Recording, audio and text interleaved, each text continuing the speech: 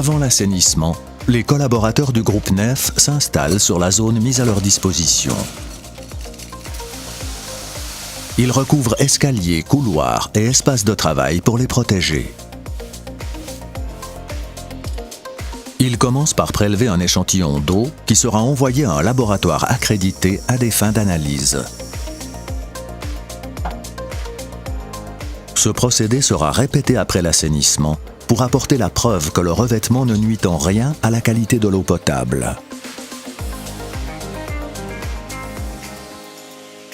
Une fois toute la robinetterie fermée, les conduites d'eau sont purgées.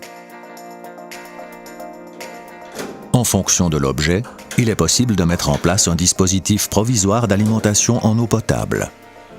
La robinetterie est alors déposée et les raccords spéciaux sont montés.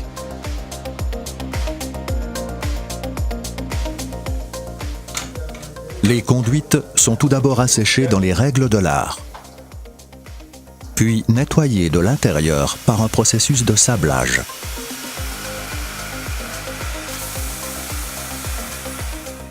Le contrôle du résultat du nettoyage s'effectue avec précision par endoscopie. Après avoir calculé la quantité précise de matériaux de revêtement nécessaires, on remplit une cartouche de ce matériau. La préparation à base de substances anorganiques que sont le ciment, le sable siliceux et l'eau est alors injectée au moyen d'air comprimé. L'intérieur des conduites est revêtu de ce nouveau matériau. Les travaux de finition sont effectués au plus tôt 24 heures après la fin de l'assainissement.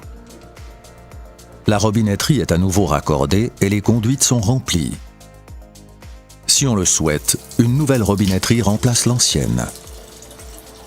La fin de l'assainissement est suivie d'un contrôle de qualité complet, conformément aux réglementations légales.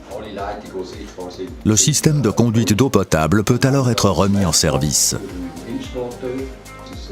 Après les finitions, l'expert en assainissement établit avec vous un protocole de réception.